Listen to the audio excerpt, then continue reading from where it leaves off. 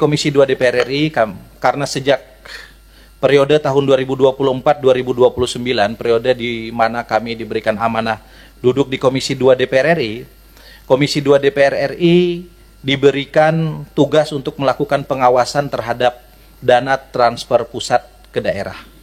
Kita tahu hakikat dana transfer pusat ke daerah ini adalah dana APBN yang ditransfer ke provinsi dan kabupaten kota masing-masing dalam berbagai macam jenis dana, baik dana alokasi umum, dana alokasi khusus, dana bagi hasil, dana insentif, dan lain-lain.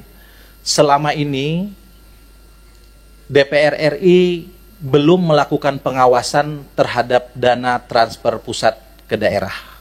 Begitu APBN ditransfer ke APBD masing-masing, maka kemudian ruang pengawasan tidak dilakukan. Urusan pemerintahan yang kedua yang ingin kami mendapatkan informasi dari para gubernur adalah terkait dengan kinerja badan usaha milik daerah dan badan layanan umum. Komisi 2 DPR RI concern bersama Kementerian Dalam Negeri ingin menghadirkan BUMD yang sehat di Indonesia. Karena itu hari ini kami kumpulkan sejak kemarin para gubernur secara acak dengan 2 indikator. Indikator yang pertama adalah kemandirian fiskal masing-masing daerah. Di sini ada yang kemandirian fiskalnya tinggi, sedang, dan rendah. Yang kedua, dari sisi pengelolaan BUMD. Di ruangan ini ada provinsi dengan pengelolaan BUMD yang relatif baik, dan itu bisa menjadi best practice bagi tempat lain. Tapi tidak sedikit juga di banyak tempat BUMD bukan menjadi bagian dari stimulan keuangan daerah, bukan menjadi bagian dari stimulus pendapatan daerah, tetapi justru menjadi beban bagi APBD. Setiap tahun APBD digelontorkan untuk menambah modal bagi BUMD, sementara BUMD-nya kalau dilihat dari cost and benefit, cost-nya terus diberikan oleh APBD, tapi benefit dalam bentuk profit tidak pernah hadir. Nah, karena itu kita sedang meminta kepada Saudara Menteri Dalam Negeri untuk menyiapkan 2 hal saat ini. Yang pertama dari sisi aturan, sekarang sedang disusun rancangan peraturan Menteri Dalam Negeri terkait dengan pengawasan dan pembinaan terhadap BUMD. Termasuk di dalamnya kewenangan pemerintah pusat untuk membubarkan BUMD jika nyata-nyata BUMD itu tidak sehat. Yang kedua tentu kita bermimpi ke depan BUMD ini bisa menjadi pemain bukan hanya di wilayah provinsi, kabupaten, kota masing-masing. Kita ingin misalnya menghadirkan holding BUMD ke depan agar daerah-daerah yang punya potensi sumber daya alam, sumber daya ekonomi yang baik, tapi BUMD-nya belum mampu, bisa disupport oleh holding BUMD ini untuk kemudian bisa memprakarsai peningkatan pendapatan daerah di tempat masing-masing. Dan urusan pemerintahan yang terakhir yang kami mintakan laporan dari Bapak Ibu Gubernur adalah terkait dengan pengelolaan kepegawaian dan reformasi birokrasi di daerah. Salah satu isunya adalah bagaimana kita bisa menuntaskan dalam tanda kutip PR kita terkait dengan honorer di Indonesia, yang kalau kita konversi ke P3K tentu masih menyisakan juga berbagai macam PR di beberapa tempat karena harus mengkoreksi APBD masing-masing, terutama posko belanja pegawai. 3 hal tersebutlah yang kami mintakan nanti kepada Bapak Ibu sekalian untuk diberikan paparan. Saya ingin sampaikan kemarin kami mengundang 14 gubernur di tempat ini, 6 jam nggak selesai. Karena masing-masing gubernur tidak membatasi diri. Cerita provinsinya namanya apa, luasnya dari mana saja, jumlah penduduknya apa, itu nggak perlu. Yang perlu diceritakan to the point terhadap 3 hal tersebut, dan kalau itu sudah disampaikan saya kira kita nanti bisa perdalam pada kesempatan yang akan datang. Kami memastikan Komisi 2 tidak kali ini saja, mudah-mudahan bisa bertemu dengan Bapak Ibu Gubernur. Selain kami akan melakukan kunjungan kerja ke daerah masing-masing, kita juga akan melakukan pertemuan evaluasi dan seterusnya dalam waktu yang berkala. Kenapa ini penting Bapak Ibu sekalian? Karena kami ingin pemerintah pusat sebagai mitra kerja Komisi 2 DPR RI ketika membuat regulasi itu betul-betul beranjak dari kebutuhan daerah. Sebagai komisi yang diberikan kewenangan secara konstitusional untuk mengurusi urusan pemerintahan daerah, kami merasa berkepentingan untuk itu. Mungkin kita perlu tahu bagaimana komitmen terhadap dalam tanda kutip penyelesaian honorer untuk kita konversi menjadi P3K. Dan kalau itu kita konversi semua, beban APBD-nya seberapa banyak? Karena kami di komisi ini juga concern untuk menyelesaikan hal tersebut. Kita punya beban dalam tanda kutip amanah dari Undang-Undang Perimbangan Keuangan Pusat dan Daerah, di mana belanja pegawai nggak boleh lebih dari 30%. Kalau P3K-nya melonjak, ini nanti naik nih. Nah ini kan perlu ada equilibrium formula yang kita miliki untuk menyelesaikan hal ini. Matur nuwun. Saya aja yang disuruh mimpin hari ini. Tadi saya suruh Mas Bimo nggak berani karena ada ngarso dalam katanya.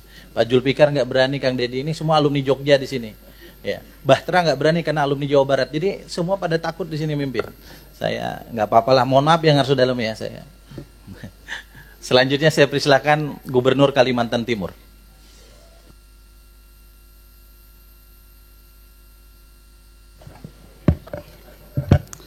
Terima kasih pimpinan.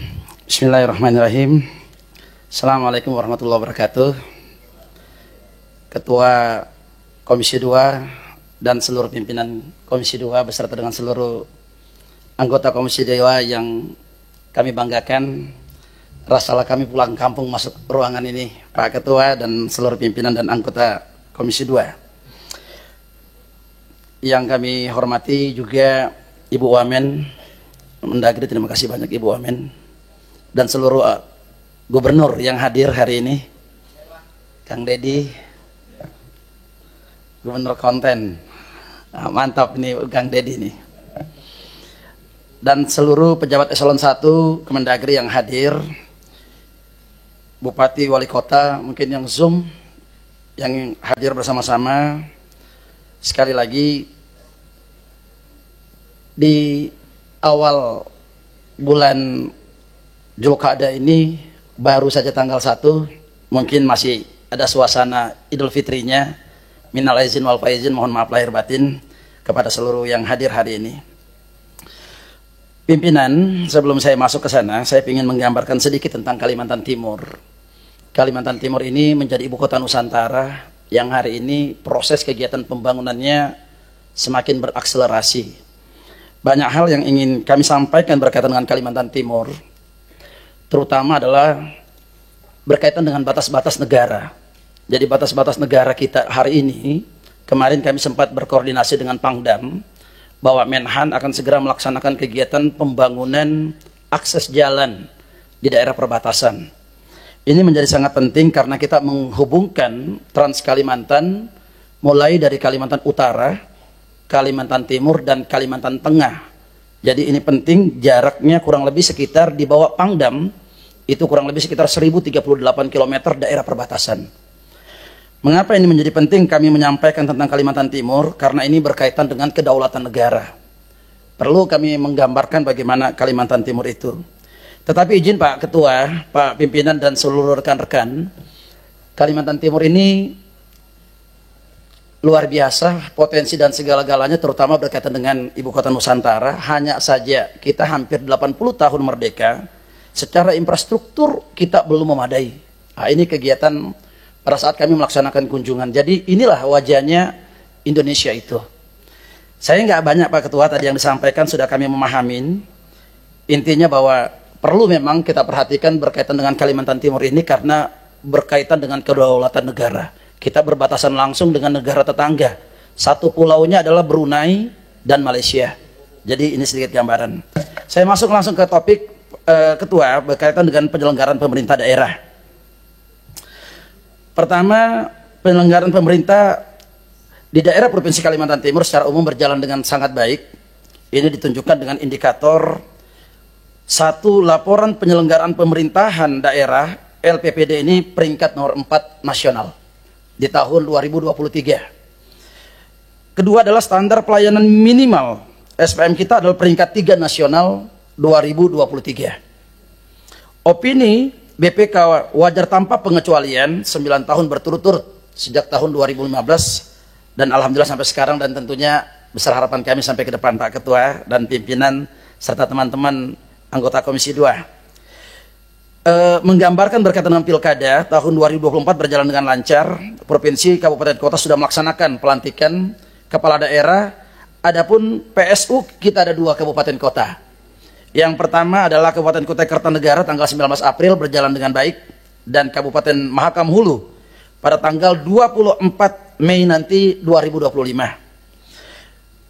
Berkaitan dengan penyelenggaraan wewenang sektor kelautan, ini di daerah ini Ketua, Undang-Undang Nomor 23 Tahun 2014, pemerintah provinsi memiliki kewenangan pengelolaan ruang laut sampai dengan 12 mil laut di luar minyak dan gas, dan penerbitan izin serta pemampatan ruang laut di bawahnya 12 mil laut, sekali lagi di luar minyak dan gas bumi. Undang-Undang Nomor 1 Tahun 2022 tidak mengatur pendapatan dari sektor kelautan. Berkaitan dengan perizinan pemampatan ruang laut dilakukan oleh pemerintah pusat dan menghasilkan PNBP.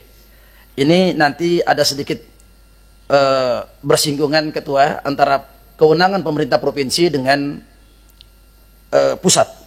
Rekomendasi kami Pak Ketua, memberikan kewenangan perizinan dan pemampatan ruang laut kepada pemerintah provinsi di bawah 12 mil laut. Ini berkaitan dengan prinsip daripada otonomi daerah ini Pak Ketua.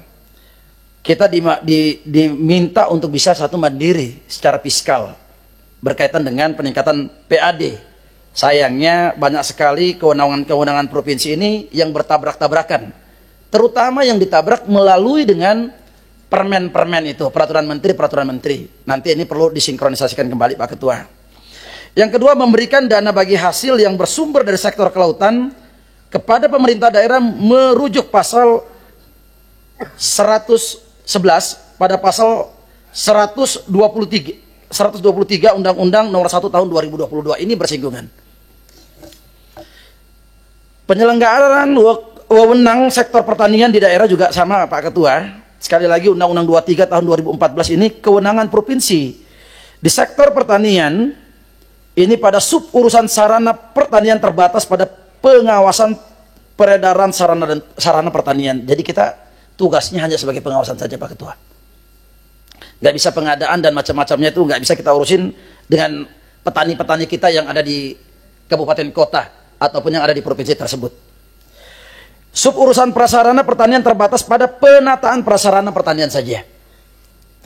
Sementara kewenangan kabupaten kota di sektor subsarana, urusan sarana pertanian dan prasarana pertanian tidak dapat dilaksanakan secara optimal karena keterbatasan anggaran dan sumber daya manusianya.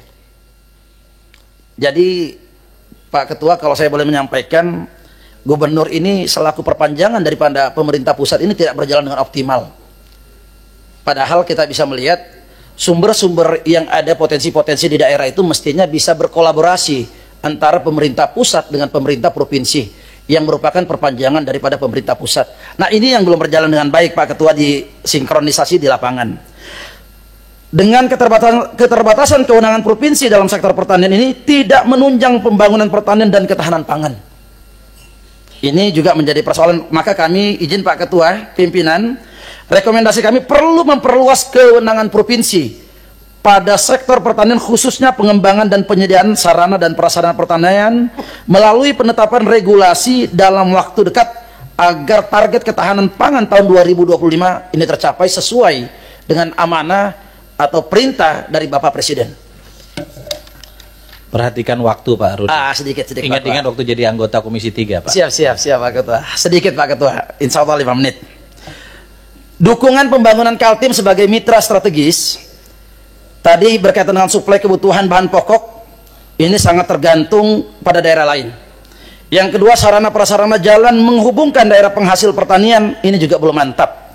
Infrastruktur jalan menuju Kabupaten Mahakam Hulu, akses ke wilayah perbatasan Malaysia ini dalam kondisi rusak parah. Demikian pula dengan jalan pendekat dari Bongan Kutai Barat yang membuka jalur dari Kalimantan Utara, Kalimantan Tengah. Ini menuju Ibu Kota Nusantara belum ada trase jalannya ataupun existing merupakan jalan-jalan daripada perusahaan. Dan daya saing sumber daya manusia perlu ditingkatkan. Rekomendasi Ketua izin, perlu program afirmasi kementerian terkait untuk mendukung pembangunan pertanian dalam rangka ketahanan pangan bagi domestik maupun Ibu Kota Nusantara. Kedua, perlu pembangunan dan peningkatan jalan khususnya untuk menghubungkan daerah penghasil pertanian ke wilayah Ibu Kota Nusantara dan Kalimantan Timur. Perlu program afirmasi kementerian terkait untuk mengembangkan sumber daya manusia terampil dan usaha ekonomi masyarakat. Izin Pak Ketua, ini sekilas gambaran aja tentang akses-akses jalan kita yang buruk berkaitan dengan dana transfer pusat ke daerah. Secara overall Pak Ketua, 42% Kalimantan Timur menyumbangkan untuk dari sektor pertambangan. Ini jalan kita Ketua udah malu lah kita Ketua ya, tapi saya yakin pasti punya harapan untuk Ibu Kota Nusantara segera terwujud, karena kita akan berhubungan langsung dengan negara-negara tetangga. Yang kedua, untuk mengirimkan logistik pertahanan kita Pak Ketua. Jadi ya beginilah kondisinya. Kalimantan Timur ini yang memberikan devisa sangat besar, selalu 3 besar untuk secara nasional dari Kalimantan Timur Pak Ketua. Permasalahan kita, peraturan mengenai alokasi pendapatan transfer daerah, ini yang menjadi masalah ini Pak Ketua. Terkait kurang bayar DBH dan lebih bayar DBH diterbitkan di akhir tahun, sehingga setelah ditetapkan APBD perubahan tidak dapat digunakan atau menjadi silpa. Ini persoalan-persoalan yang terjadi. Jadi kalau silpanya terkadang banyak sekali Kalimantan Timur karena persoalannya kurang bayarnya dilaksanakan di akhir tahun. Realisasi pendapatan dana transfer karena penyaluran kurang bayar tidak langsung ke kas daerah, namun melalui mekanisme Treasury Deposit Facility di Bank Indonesia sebagaimana diatur dalam Peraturan Menteri Keuangan Nomor 16 Tahun 2024. Sementara persyaratan penarikan TDF ini cukup ketat dan tidak fleksibel. Yang berikutnya Pak Ketua adalah permasalahan kita adalah proporsi dan presentasi bagi hasil sumber daya alam ini belum memadai untuk menunjang pembangunan infrastruktur yang terdampak dari pengolahan sumber daya alam. Saya izin Pak Ketua, mungkin tinggal 1 halaman lagi berkaitan rekomendasi. Perlu peraturan tentang alokasi pendapatan transfer kurang bayar ataupun lebih bayar DBH diterbitkan paling lambat bulan Juni agar dapat mengalokasikan kurang bayar dalam penyusunan APBD perubahan. Yang kedua adalah mekanisme penarikan dana TF ini agar disederhanakan supaya menggunakan dana TF ini lebih fleksibel sesuai dengan kebutuhan prioritas daerah. Yang ketiga, perlu evaluasi proporsi dan presentasi bagi hasil sumber daya alam ini bagi provinsi yang lebih memadai untuk menunjang pembangunan infrastruktur. Ketiga, badan usaha milik daerah, BUMD dan BLUT, Badan Layanan Umum Daerah, pemberian kewenangan pengelolaan sektor pertambangan kepada BUMD. Telah terbit PP nomor 25 tahun 2024 tentang perubahan atas PP nomor 96 tahun 2021 yang antara lain mengatur pemberian kewenangan pengelolaan pertambangan khusus batu bara kepada ormas keagamaan, BUMD dan BUMN. Namun usulan pengelolaan pertambangan batu bara oleh BUMD ini provinsi belum diterbitkan. Hal ini sangat diperlukan untuk mendukung peningkatan asli daerah. Jadi tadi Pak Ketua kalau menyampaikan bagaimana mau untung mau rugi, jangan untung rugi Pak Ketua. Izinnya pun ini belum diterbitkan. Jadi ini juga menjadi persoalan. Kami merekomendasikan Pak Ketua mohon agar dukungan Kementerian SDM dapat segera menerbitkan izin pengolahan khusus batu bara yang sudah diusulkan oleh BUMD. Yang terakhir Pak Ketua, pengolahan kepegawaian. Ini berkaitan dengan ASN Provinsi Kalimantan Timur. Jumlahnya kurang lebih 14.000 sekian Pak Ketua. Jika dikurangin dengan proyeksi pensiunan sampai dengan tahun 2030, maka jumlah ASN kami hanya tinggal 738 orang. Jumlah ASN yang tersisa hanya tinggal 7.000. Ini karena tidak adanya penerimaan. Yang kedua adalah pengadaan ASN tahun 2024 diproyeksikan akan diangkat PPK saja sebanyak 6.889 orang sampai tahap 2 yang saat ini sedang berlangsung. Terakhir dengan formasi P3K sebanyak 9.195 orang, masih tersisa 2.306 formasi, sementara saat ini untuk melaksanakan urusan pemerintah daerah masih kekurangan ASN.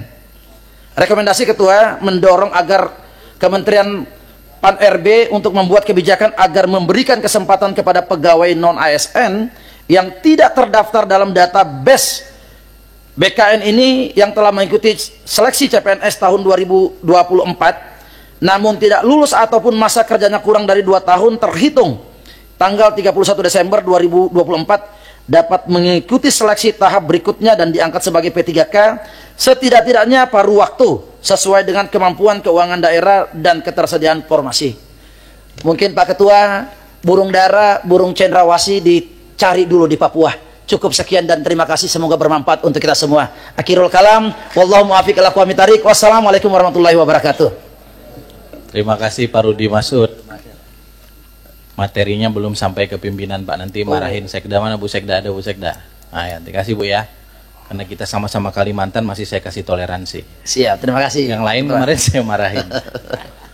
Kalau urusan BUMD tambang belum dapat IO, ngadunya jangan ke Komisi 2.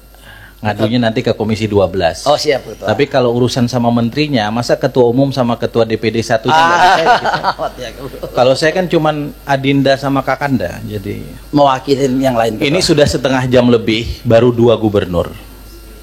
Kita masih ada sisa 9 gubernur. Kalau kita ikuti Pak Rudi Masud, kita akan pulang habis Isya. Nah, kita main cepat aja. Coba Kang Deddy Mulyadi, coba kasih contoh yang cepat, silahkan.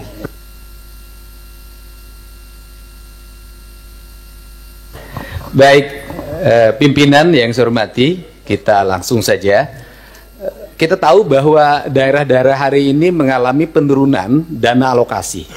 Bahkan ada beberapa daerah yang hampir tidak lagi memiliki kemampuan untuk memenuhi kebutuhan dasar pembangunannya karena dihabiskan untuk belanja pegawai.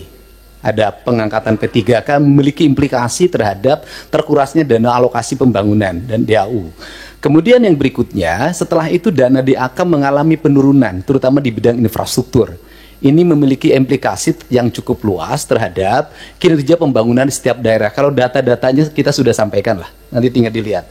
Nah, seluruh problem itu menurut saya harus segera diselesaikan dalam kerangka kerja, dalam rekrutmen kepegawaian P3K yang sesuai dengan kualifikasi yang dibutuhkan oleh daerah. Saya berikan contoh misalnya, tidak semua menurut saya seleksi untuk P3K atau ASN itu harus melalui pendekatan seleksi digital. Kenapa? Karena ada beberapa spesifikasi pekerjaan yang itu tidak perlu digitalisasi. Sopir truk sampah itu nggak usah seleksi ASN menurut saya. Tukang sapu itu tidak usah. Tukang taman tidak usah. Tenaga office boy tidak usah, tenaga pengamanan tuh tidak usah. Apa sih dampaknya dari rekrutmen ini? Yang pertama, dari sisi rekrutmennya terjadi rekrutmen ASN dan P3K, tetapi di sisi lain kebutuhan yang dibutuhkan oleh daerah dan provinsi itu tetap dilakukan, pada akhirnya ngangkat lagi melalui outsourcing. Ini pertama pendekatan. Kemudian yang kedua, bahwa BUMD pasti kualifikasinya nanti data disampaikan, ada sehat, ada dalam kategori sehat banget, ada yang dalam kategori tidak sehat. Yang tidak sehat kami lagi lakukan audit investigatif, kemudian nanti akan dilakukan 2 pilihan, diteruskan atau ditutup. Nah, problem dari BUMD itu di daerah itu satu saja, BUMD diisi oleh tim sukses. Itu problemnya, sehingga profesionalismenya dikesampingan. Rambu-rambu ini harus segera dibangun dengan baik.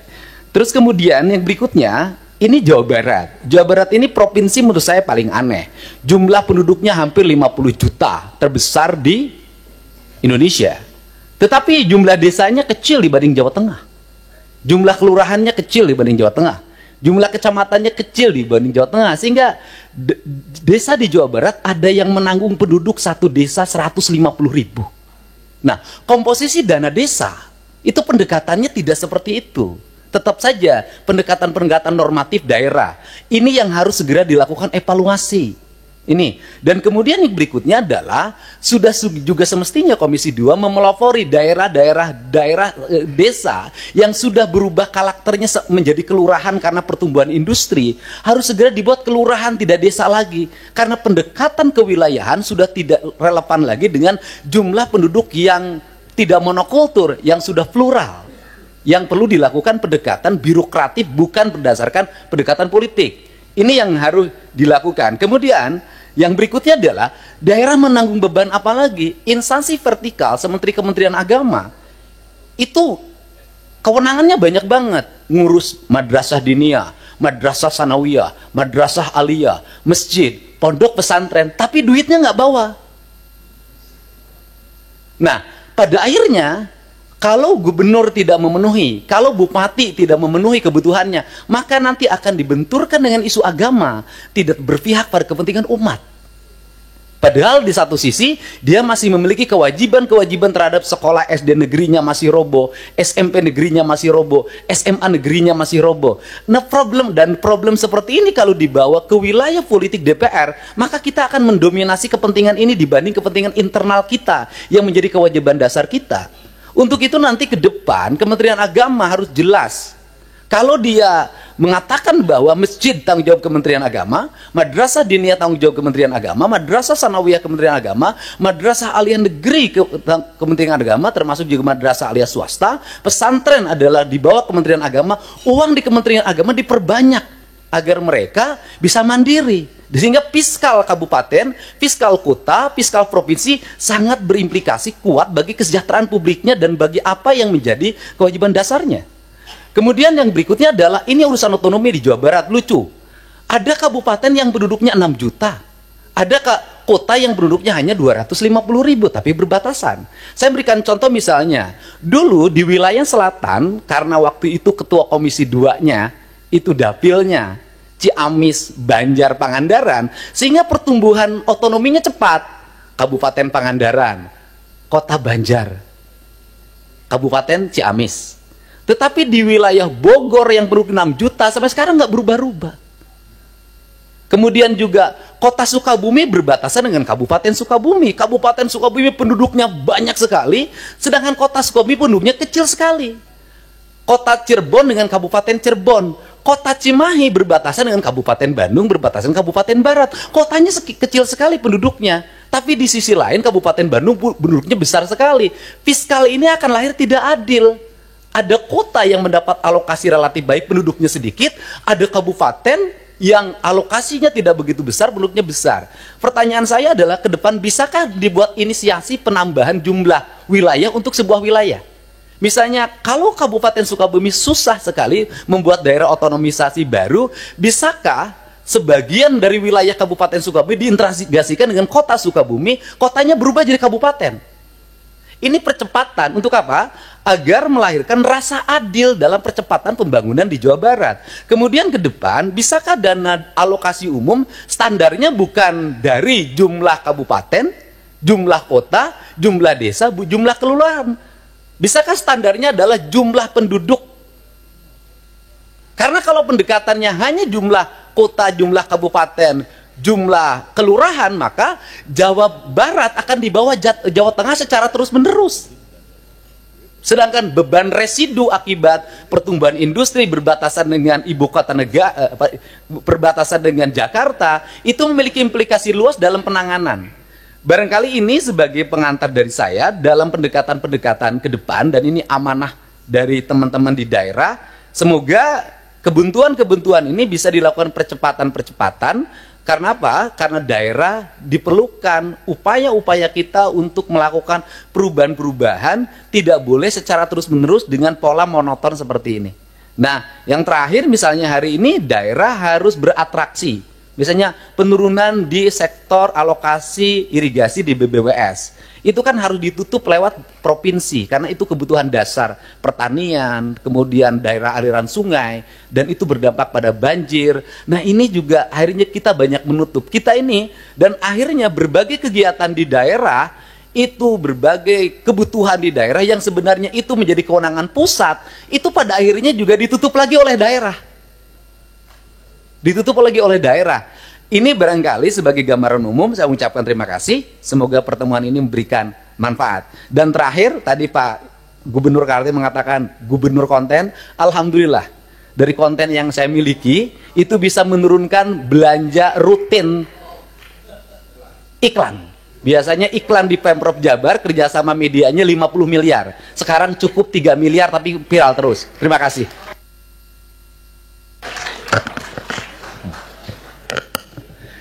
Bu Wamen, dalam penyusunan PP tentang desain besar penataan otonomi daerah itu mungkin tadi masukan dari Gubernur Jawa Barat, dan saya kira nanti yang lain juga bisa memberi masukan.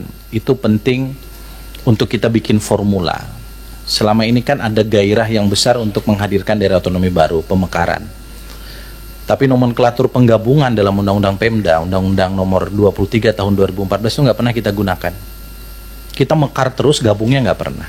Nah, gabung selama ini selalu dikonotasikan dengan kabupaten yang ada gabung ke kabupaten yang lain. Itu kan ekstrim. Tapi pendekatannya bisa jadi beberapa kecamatan di sekitar daerah otonomi itu gabung karena daerahnya dekat. Tadi misalnya, ini kota Sukabumi, ini kabupaten Sukabumi. Kecamatan-kecamatan yang dekat dengan kota Sukabumi, di kabupaten Sukabumi itu gabung ke sini, kan gitu. Nah, formula-formula ini menurut saya itu penting. Kami sekarang sedang meminta Kemendagri, Pak Gubernur, para gubernur untuk menyusun PP itu, karena itu menjadi formula kita untuk nanti menentukan bagaimana desain penataan daerah di Indonesia ke depan. Pimpinan, ada satu lagi yang ini menjadi kegelisahan, adalah PPh 21, Pak. PPh 21 itu dasar pembagian bagi hasilnya berdasarkan di mana dia bayar. Industri yang ada di Jawa Barat itu PPh 21-nya mayoritas di Jakarta. Sehingga dana bagi hasilnya untuk Pemda DKI pada residu industrialisasinya, resikonya, infrastruktur segala macam adalah tanggung jawab Pemda Jabar. Terima kasih, Pak. Pak Dirjen Keuangan Daerah itu dicatat, Pak. Termasuk dana transfer itu jangan di akhir tahun, Pak. Nanti kalau perlu nanti Dirjen Keuangan Kementerian Keuangan atas izin pimpinan kita undang ke sini.